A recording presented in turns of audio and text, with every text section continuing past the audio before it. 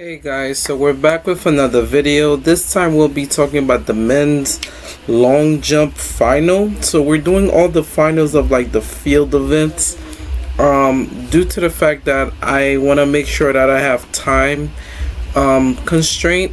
Now I find it weird that the schedules of the USA track and field is not up to par because they're already in day 7. I'm not sure if they skipped the other 2 days to rest, but I think that's what it is. But so like I mentioned, we're gonna be doing the men's long jump final, the women's high jump final, the men's javelin throw, and then the pole vault, and then we will start talking about the men's 110 hurdles as well as the women I think the women's hurdles as well. Then once we finish that will conclude day 4, I think, and the rest of day 3, and then day 5 and 6 as well as 7 we will start talking about that tomorrow.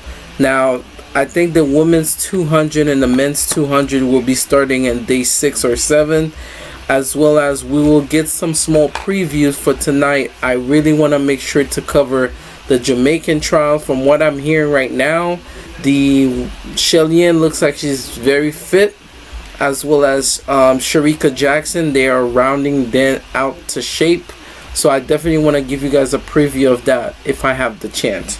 Like I said, thank you guys so much to all the time that you guys have been with me. It hasn't been easy to schedule all these things back to back, but I'm willing to do my best to give you guys as much content at these trials, especially I'm trying to cover both of them. So let's jump right into the men's long jump final. So we have 6 men. One of them is Jeremiah Davis, Johnny, and McCarter. You have Cameron, you have Isaac, and then you have so we're gonna be very brief with this, not too much, because I don't know some of the athletes' names that much, but some of them are coming from the NCAA, and you know they're already collegiate athletes, so they're jumping into the Olympic trials for their respective events. So let's watch this now.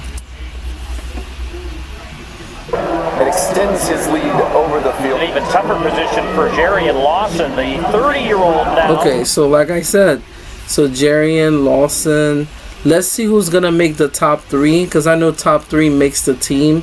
So it's a principle that goes into any other event. So I wanted to go through this one because it's harder to keep track on everything because there's so much going on.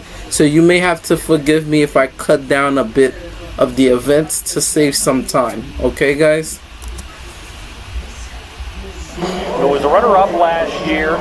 You know, you go back to his collegiate days at the University of Arkansas. He was the first man since Jesse Owens to win the 100, the 200, and the long jump in the same NCAAs. He beat Christian Coleman to win that 100-meter final. He went on to make the U.S. team in 2016, finished 4th, just off the podium, and now he needs a big one here. And having this Hayward Field crowd behind him for the 6th and final round. All right, jump.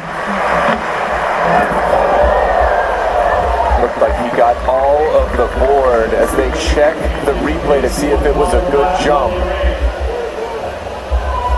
One thing I could say about the men's long jump, 2 of my friends did that in high school as well as in college. It's very, very hard because you're jumping with such intensity, but at the same time, I know a lot of long jump runners, they tend to get a lot of surgery on the knee because there's so much you have to train for, especially for your lower body, to able to land those falls, because it's a lot on your body, especially for your legs. One of the great long jumpers, Tiana Madison, or Tiana Bartoletta, how we mention it, you know, she said that she had to get surgeries a couple of times in order for her to do her jumps. So just imagine the amount of pressure that a long jump athlete has to deal with in order to land those type of falls. It's a good jump. Now we wait for the measurement here. Absolutely one of the fastest men to have ever long he's in third. And he's into third, Trey. It does not get any closer than that in a sport of centimeters and hundredths of a second. We're talking millimeters right there for Jerry and Lawson jumping his very best when it counted. My goodness, that puts him into third over Southern Cal's Johnny Brackens by 1 centimeter. I mean, this is it. This is what the Olympic trials are all about. These men waited till the final round to give us the show we've been waiting for, but it's here. It's now. All right. It was very nice of them to wait until we had this window after the seats of the women's 3,000 meter steeplechase. Now here is the University of Texas grad, Stephen McCarter.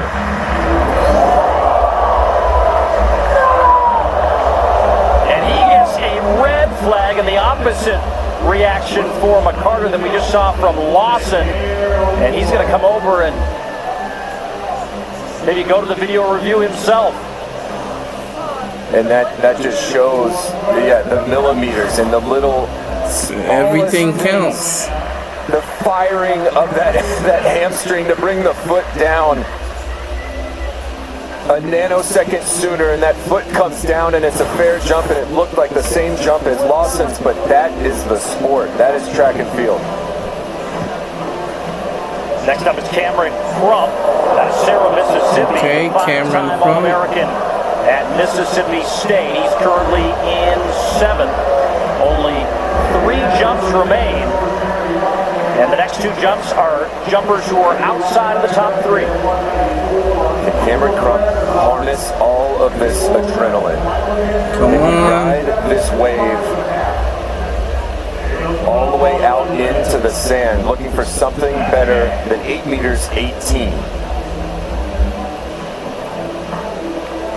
Looks like he's waiting for the wind to be a little more favorable right now. It's kind of swirling down there as I look at the sock, and he's ready to go.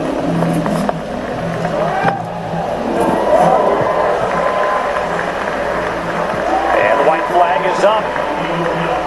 And now it's a waiting game for him in this 6th and final round. The tension is palpable here in this building right now. There is the leader, Jeremiah Davis, who is now guaranteed a top 3 position because there's only 1 jumper remaining. That's Johnny Brackens, who was our early leader, the U.S. indoor champion. And now confirmed that was not enough to move Crump up in the standings. So Brackens sitting on that 4th position, 1 centimeter off the podium.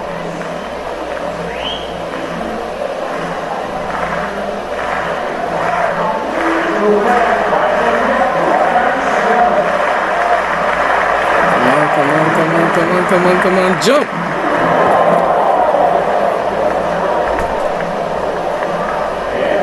All right. That was all Johnny Brackens could do.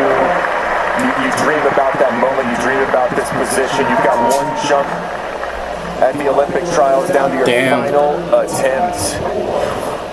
And it's one thing to dream about it, but it's another to actually... you know, I don't want to watch the whole thing, but like I said, it takes so much power and energy to actually push to get the result that you need, because long jump, as well as long jump, high jump, whichever one we call it, it takes so much energy out of the person to hit those landings, and those landings tend to not be easy, and it's not favorable to the athlete, especially if they're moving side to side. So it's a lot that goes into it in order for you to make that frequency happen. Be on that runway and have to deal with all of that adrenaline. You can see we say chewed up a lot of track, comes up well short of the board. It wouldn't matter how far he jumped, he was so far behind. But we're going to have a chance to watch our Olympic trials winner, Jeremiah Davis.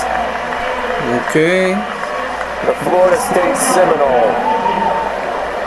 He was 2nd here a couple of weeks ago at the NCAA Championships. And he trials champion in the long jump. This is incredible. The entire stadium all clapping for this man. Come on, Joe. And that's another possibility when you're dealing with all of this adrenaline, all that emotion running through your body. Jeremiah Davis, take a bow. He was one of the only ones to put out a huge jump in the earlier rounds, and it held up, Paul. The 22-year-old from Florida, by way of Florida State, is your Olympic trials champion in a fabulous men's long jump league. That's good. So we're stopping it here. So guys, this was an amazing experience. This is my first time actually watching the men's long jump final, which is cool. So Jeremiah Davis won. So congrats to him. And I think, let me just go back real quick. So the second place is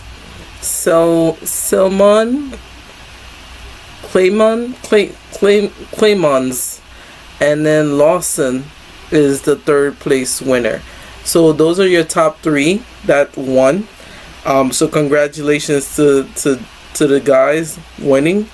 So now we're gonna move on to the women's high jump final, and then followed by the men's javelin and the men's pole vault, and then we will start closing.